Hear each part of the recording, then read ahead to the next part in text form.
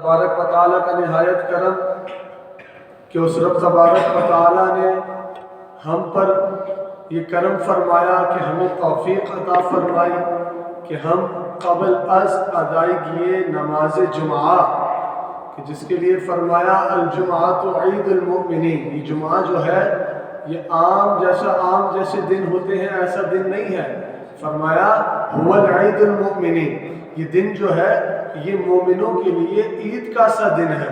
خوشی کا دن ہے۔ فرمایا اس دن اللہ تبارک و تعالیٰ کی رحمت اور اللہ تبارک و تعالیٰ کا فضل تلاش کرو۔ شعبان المعظم کا مبارک مہینہ رواں دواں ہے، آقا دو جہاں صلی اللہ علیہ وسلم سے اس مہینے کو خاص نسبت ہے اور اس مہینے کو مہینہ مصطفیٰ صلی اللہ علیہ وسلم کہا جاتا ہے۔ آپ علیہ السلام نے اگر رمضان کے بعد سب سے زیادہ کسی ماہ میں روزے رکھے تو وہ شعبان المعظم کا مہینہ ہے۔ اور پھر فرمایا ایک مقام پر سیدہ عائشہ نے آپ سے پوچھا کہ یا رسول اللہ آپ اتنے زیادہ روزے رکھتے ہیں شعبان میں، تو آپ نے فرمایا کہ شعبان کے بارے میں تمہیں کیا بتاؤں کہ اللہ تبارک و تعالیٰ نے نصف شعبان کی ایک رات کو رکھا ہے۔ اللہ اکبر، اللہ اکبر۔ فرمایا نصف شعبان کی اذا کان لیلۃ النصف من شعبان ینزل اللہ تبارک و تعالی الی السماء الدنیا فیغفر لعبادہ۔ فرمایا کہ اس شعبان کے بارے میں تمہیں کیا بتاؤں کہ اس کی جو نصف شعبان کی رات ہے اللہ تبارک و تعالیٰ نے، راتیں تمام اللہ تبارک و تعالیٰ کی، دن تمام اللہ تبارک و تعالیٰ کی، ہر ایام اللہ تبارک و تعالیٰ کا، مگر فرمایا کہ کسی دن کو، کسی وقت کو، کسی مہینے کو خاص اللہ تبارک و تعالیٰ سے نسبت ہے، خاص اس کی نسبت ہے برحمت اور ببرکت، کہ اس نسبت اس مہینے کی رحمت و برکت کے ساتھ جڑی ہوئی ہے اور اللہ تبارک و تعالیٰ نے اس برکت کو اور رحمت کو رکھا ہے۔ سرکار علیہ السلام فرماتے ہیں اذا کان لیلۃ النصف من شعبان، کہ جب شعبان کی نصف شعبان کی رات آتی ہے، جسے ہم عام عرف میں 15ویں شعبان جو بڑی رات منائی جاتی ہے، شب براءت منائی جاتی ہے، فرمایا کہ اس رات اللہ تبارک و تعالیٰ کے ہاں اپنے بندوں کے اعمال اٹھا لیے جاتے ہیں۔ وہ جو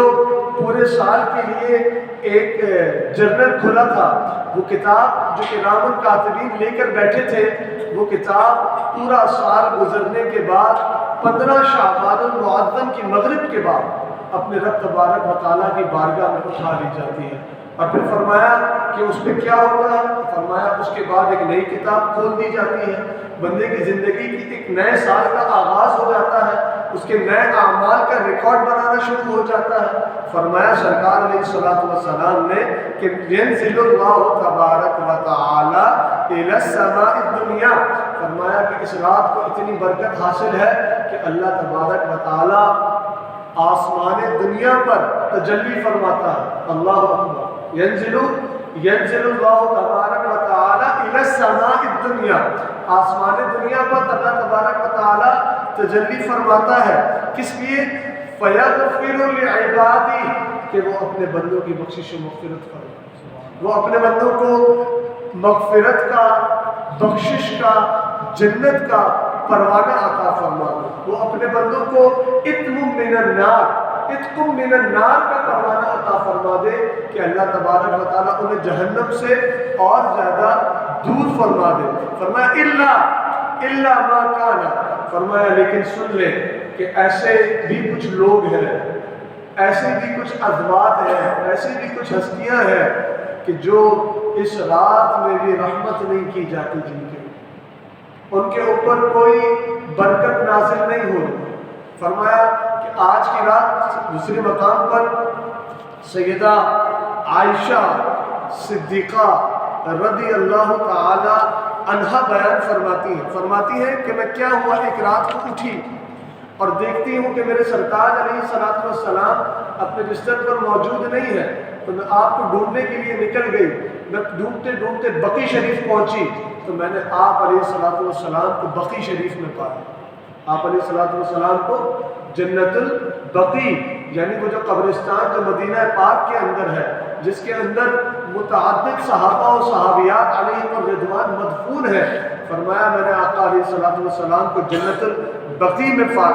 پایا، اور پھر میں نے کہا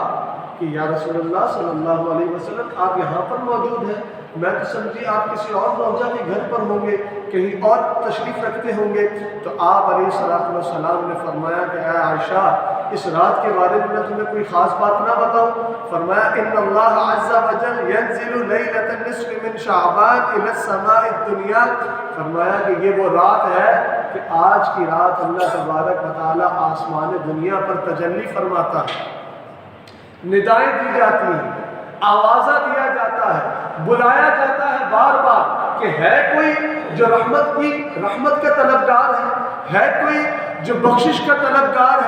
ہے کوئی کہ جس کو آج جہنم کی آگ سے آزادی کا پروانہ عطا کر دیا جائے، ہے کوئی کہ جس کو آج رزق کی حاجت ہے تو آج اللہ تبارک و تعالیٰ اسے رزق عطا فرما دے۔ فرمایا ہے کوئی جو شفا کا طالب ہے، جو اپنی بیماری پر شفا کا طالب ہے، تو فرمایا اللہ تبارک و تعالیٰ آوازہ دیا جاتا ہے کہ آج کی رات تمام بیمار آ جائیں کہ اللہ تبارک و تعالیٰ شفا تقسیم فرما رہا ہے، رزق تقسیم فرما رہا ہے، پروانہ بخشش و مغفرت تقسیم فرما رہا ہے۔ اور پھر فرمایا فَيَغْفِرُ لِأَكْثَرَ، فرمایا بہت ساروں کی بخشش ہوتی ہے، بہت ساروں کی مغفرت ہوتی ہے، لِأَكْثَرَ مِنْ عَدَدِ شَعْرِ غَنَمٍ كَلْبٍ، فرمایا کہ اتنی بخشش و مغفرت فرماتا ہے کہ عرب کے اندر ایک قبیلہ تھا، قبیلہ بنو کلب، قبیلہ بنو کلب، اور وہ مشہور تھا کہ ان کے پاس سب سے زیادہ بکریاں تھیں۔ تو آپ علیہ الصلوۃ والسلام نے فرمایا کہ اللہ تبارک و تعالیٰ آج کی رات من عدد شعر غنم کلب، فرمایا کہ اللہ تبارک و تعالیٰ آج کی رات قبیلہ بنو کلب کی بکریوں کے بالوں سے بھی زیادہ لوگوں کی بخشش و مغفرت فرمایا کہ ایسی رات ہے، راتیں تمام اللہ تبارک و تعالیٰ کی، لیکن فرمایا اس رات کو خاص نسبت حاصل ہے، اس رات کو خاص فیضان حاصل ہے شعبان المعظم سے، اور اللہ تبارک و تعالیٰ نے ڈھیروں برکتوں کو اس رات میں رکھا۔ پھر فرمایا کہ اتنے لوگوں کے باوجود قبیلہ بنو کلب کی بکریوں، پہلے بکریاں بہت زیادہ، پھر ان بکریوں کے جسموں پہ بال بہت زیادہ، ایک ایک بکری کے جسم پہ ملینز آف ہیئر، لیکن فرمایا ان تمام کے عدد کے مطابق اللہ تبارک فرمایا اس سے بھی زیادہ،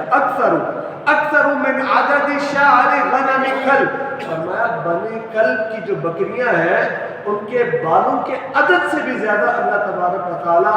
آج کی رات بخشش و مغفرت کا پروانہ عطا فرماتا ہے۔ فرمایا الا اثنین، فرمایا دو لوگوں کے علاوہ، الا ما کان من مشرک، فرمایا وہ جو مشرک ہے جس نے شرک، فرمایا ان الشرک لظلم عظیم، یہ جو شرک ہے یہ بہت بڑا ظلم ہے، اپنے اوپر بھی ظلم ہے، اللہ تبارک و تعالیٰ کی بنائی ہوئی کائنات کے اوپر بھی ظلم ہے، اور فرمایا حق کے اوپر اس طریقے سے ظلم ہے کہ تم حق کو جاننے کے باوجود اس کو تسلیم نہیں کرتے۔ تو فرمایا ایک تو وہ شخص کہ جو مشرک ہے، جو اللہ تبارک و تعالیٰ کی بارگاہ میں شرک کرتا ہے، کسی دوسرے کو اللہ تبارک و تعالیٰ کے برابر میں لا کر کھڑا کرتا ہے، کہتا ہے کہ نہیں یہ بھی اسی طرح ہے، جس طرح کرسچنز جو ہے وہ ٹرینٹی کا ان کا بلیف ہے، ان کا فیتھ ہے، وہ اس کو سامنے رکھتے ہیں، جیوز جو ہے وہ اپنے ڈفرینٹ فیتھس کو اور بلیفs کو سامنے رکھتے ہیں۔ فرمایا اللہ تبارک و تعالیٰ واحد و قہار ہے، اور اس رب تبارک و تعالیٰ کی ذات میں جس نے شرک کیا تو آج کی رات وہ رحمت سے، برکت سے، مغفرت سے، رزق سے، شفا سے محروم کر دیا جاتا ہے۔ پھر فرمایا پر دوسرا کون شخص ہے؟ فرمایا او مشاہد لأخیہ، اللہ اکبر اللہ اکبر، فرمایا اور دوسرا وہ شخص ہے کہ جو نمازیں بھی پڑھتا ہے، روزے بھی رکھتا ہے، زکوٰۃ بھی دیتا ہے، اور جب کہیں میٹنگز ہو جاتی ہیں تو وہ ہاتھ دبا کے بھی ملتا ہے، مگر فرمایا کہ کیا ہے کہ وہ اپنے مسلمان بھائی کے لیے اپنے دل میں عداوت رکھتا ہے، بغض رکھتا ہے، کینہ رکھتا ہے، دل کے اندر اس مسلمان بھائی کی نعمتوں کو دیکھ کر کڑ رہا ہوتا ہے، جل رہا ہوتا ہے۔ فرمایا کہ یہ وہ شخص ہے۔ یہ آج ہمارے معاشرے میں ہم اپنا خود احتسابی، اسلام پہلے خود احتسابی کا درس دیتا ہے، ہم پہلے خود احتسابی کریں گے، پھر فرمایا وَأْمُرْ بِالْمَعْرُوفِ وَانْهَ عَنِ الْمُنْكَرِ وَاصْبِرْ عَلَىٰ مَا أَصَابَكَ، کہ لیکن تم نے پہلے خود احتسابی کرنی ہے، اپنے عمل کو دیکھنا ہے، اپنے ایکشنز کو دیکھنا ہے، اپنی ڈیڈز کو دیکھنا ہے، اور فرمایا اس کے بعد تم نے معاشرے کی طرف رجوع کرنا ہے، تو پھر معاشرے میں وَأْمُرْ بِالْمَعْرُوفِ وَانْهَ عَنِ الْمُنْكَرِ کرنا ہے، تم نے اچھائی کی طرف بلانا ہے اور برائی سے روکنا ہے۔ مگر فرمایا کہ وہ شخص جو عداوت رکھا ہوا ہے، وہ خود احتسابی کے عمل سے دور ہے،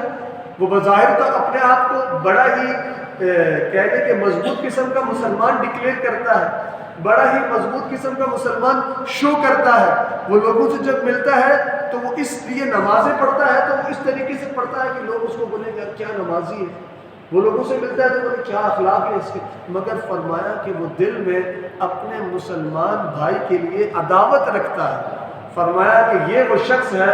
مشرک کے ساتھ ساتھ کہ جس کو آج کی رات اللہ تبارک و تعالی رحمت سے، برکت سے، مغفرت سے، بخشش سے، رزق سے، عافیت سے، شفا سے، تمام نعمتوں سے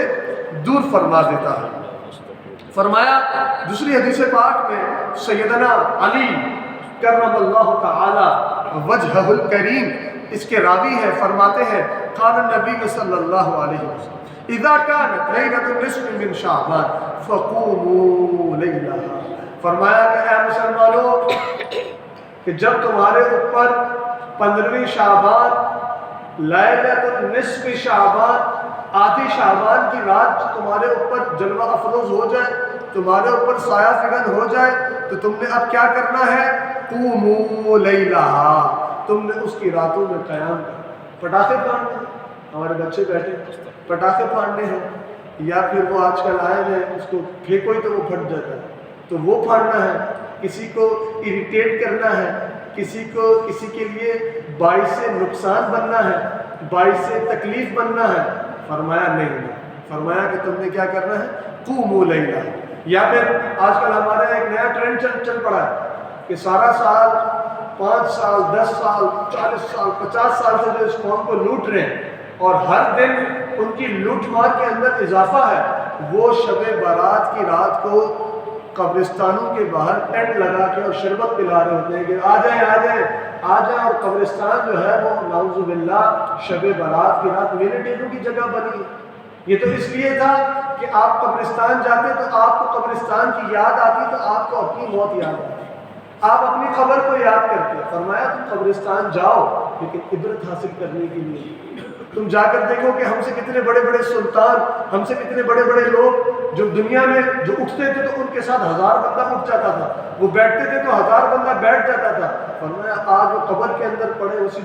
دو گز کی جگہ کے اندر جس میں تم نے بھی جانا ہے۔ فرمایا تم قبرستان جاؤ تو عبرت حاصل کرو، لیکن فرمایا کہ ہم نے آج کیسا کر دیا کہ قبرستانوں کو میلے ٹھیلوں کی جگہ بنا دی، اگربتیاں موم بتیاں اور تمام۔ فرمایا کہ قبر اعلیٰ حضرت، میں اپنے امام کو کوٹ کروں گا یہاں پر،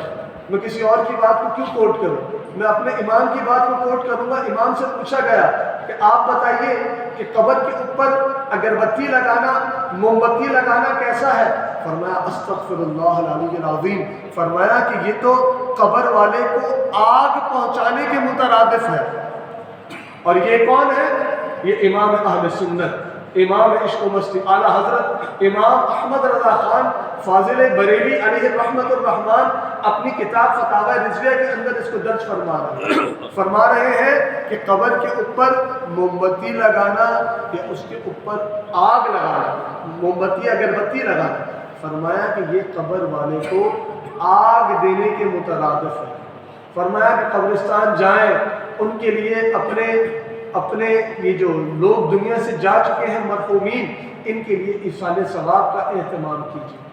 ان کے لیے قرآن کا اہتمام کیجیے، ان کے لیے وظائف کا اہتمام کیجیے، نہ کہ ہم اس رات کو گزارنے کے لیے اب چونکہ کلچر ہو گیا ہے، چونکہ ایک فارمیٹ سیٹ ہو گیا ہے، تو اب سب جاتے ہیں تو ہم بھی جا رہے ہیں، اور وہاں پر پھر قبرستانوں کے اندر مخلوط اجتماعات، اور یہ تمام چیزیں، تو آپ نے اس سے بچنا ہے۔ اس کی رات میں کیا کرنا ہے؟ قوموا لیلا۔ سرکار علیہ الصلوۃ والسلام ہمارے لیے اگر ڈیڈ لائن ہے، اگر کوئی فائنل پوائنٹ ہے ماننے کے لیے، تو وہ ذات مصطفیٰ علیہ الصلوۃ والسلام کی بات ہے۔ آپ کی زبان مبارک سے جو بات نکل گئی وہ فائنل پوائنٹ ہے، اس کے بعد کوئی اور بات نہیں رہتی۔ تو آپ نے فرمایا کہ اذا كانت ليلة النصف من شعبان فقوموا ليلها، جب تم پالو نصف شعبان کی رات کو، 15ویں شعبان کی رات کو پالو، تو فرمایا فقوموا، پس قیام کرو، ليلها، اللہ تبارک و تعالیٰ کی بارگاہ میں قیام کرو، نوافل پڑھو، اللہ کی بارگاہ میں بخشش کی طلب کرو۔ فرمایا وصوموا نہارها، فرمایا تم اس کے دن میں روزہ رکھو، 14 کو بھی روزہ رکھیں، 15 کو بھی روزہ رکھیں۔ یہ سرکار علیہ الصلوۃ والسلام کی سنت خاص ہے۔ آپ علیہ الصلوۃ والسلام خود بھی روزے رکھا کرتے تھے، اور شعبان میں تو بہت ہی زیادہ روزے رکھا کرتے تھے۔ فرمایا ایک وقت آیا کہ ایسا لگنے لگا کہ شعبان کے روزے بھی فرض ہو گئے، اتنے زیادہ روزے رکھا کرتے تھے آپ۔ تو فرمایا وصوموا نہارا، راتوں میں قیام کرو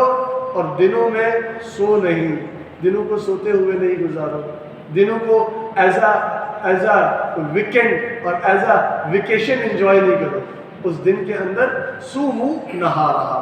روزہ رکھو اس کے دن کے اندر۔ فإن اللہ ينزل فيها الغروب الشمس إلى السماء الدنيا، فرمایا کہ جیسے ہی 14 شعبان کا سورج طلوع ہوتا ہے اور 15ویں شب آتی ہے، فرمایا اللہ تبارک و تعالیٰ آسمان دنیا پر تجلی فرماتا ہے، اللہ تبارک و تعالیٰ آسمان دنیا پر تجلی فرماتا ہے۔ فرمایا فیقول، اور پھر فرماتا ہے الا من مستغفر لی فاغفر له، فرمایا کہ اللہ تبارک و تعالیٰ آوازہ دیتا ہے کہ ہے کوئی استغفار کا طالب، ہے کوئی جو مغفرت کو طلب کرتا ہے، وہ آج میری بارگاہ میں استغفار کا اپنا وہ لے کر آئے، اپنی استغفار کو میری بارگاہ میں پیش کرے۔ فرمایا کیا ہوگا؟ فرمایا فاغفر له، کہ میں آج اس کی بخشش و مغفرت فرما دوں۔ فرمایا پھر آواز دی جاتی ہے الا مسترزقا فارزقه، فرمایا کہ پھر آواز دی جاتی ہے کہ ہے کوئی جو رزق کی تلاش میں ہے، رزق کی تلاش میں آپ تمام حلال طیب رزق کی تلاش میں نکلے ہوئے، ہم گھروں سے نکلتے ہیں اپنے بچوں کے لیے حلال رزق کی تلاش میں، تو ہر بندہ حلال رزق کی تلاش میں۔ فرمایا یہ وہ رات ہے کہ جب آسمان دنیا پر وہ جو رزق کو بانٹ رہا ہوتا ہے، فرمایا اس وقت وہ آوازہ دے رہا ہے کہ ہے کوئی جس کو رزق کی حاجت ہے، جو رزق کا طالب ہے، وہ میرے پاس آئے تو میں اسے فارزقہ، کہ میں اسے پھر آج رزق عطا فرما دوں گا۔ فرمایا الا مبتلا فاعافیہ، فرمایا ہے کوئی پریشانیوں میں مبتلا، غمگینیوں میں مبتلا، ہولناکیوں میں مبتلا، ہلاکت میں مبتلا، فرمایا کہ آج اگر وہ اللہ کی بارگاہ میں آئے گا تو رب آواز دے رہا ہے فاعافیہ، کہ آج اگر وہ میری بارگاہ میں آ کے طلب کرے تو آج میں اسے عافیت کی خیرات عطا فرما دوں گا۔ فرمایا الا قضا الا قضا، فرمایا یہ آوازیں ہوتی رہتی ہیں، پوری رات یہ معاملہ چل رہا ہے، پوری رات الا قضا، خبردار خبردار رزق، خبردار عافیت، خبردار شفا، خبردار خیر، خبردار برکت۔ فرمایا یہ تمام چیزیں کب تک ہوتی رہتی ہیں؟ فرمایا حتی یطلع الفجر، فرمایا حتیٰ کہ فجر کی اذان ہو جاتی ہے، اور یہ تمام رات اللہ تبارک و تعالیٰ کی رحمت آوازہ دیتی رہتی ہے۔ اللہ تبارک و تعالیٰ سے بس یہی ایک اپنی آپ نیت کر لیں کہ آپ نے 15 شعبان کی رات اللہ کی بارگاہ سے توبہ کا پروانہ حاصل کر لیا۔ اس پہ بس آخری بات، وقت ہمارا ہو چکا، قرآن بار بار کہہ رہا ہے وَتُوبُوا إِلَى اللَّهِ جَمِيعًا، اللہ کی بارگاہ میں توبہ کرو تم سارے جمیعاً، تم سارے ایھا المؤمنون، اے مسلمانوں، اللہ کی بارگاہ میں توبہ کرو جمیعاً۔ کیوں توبہ کرو؟ لعلکم تفلحون، کہ کاش تم اس توبہ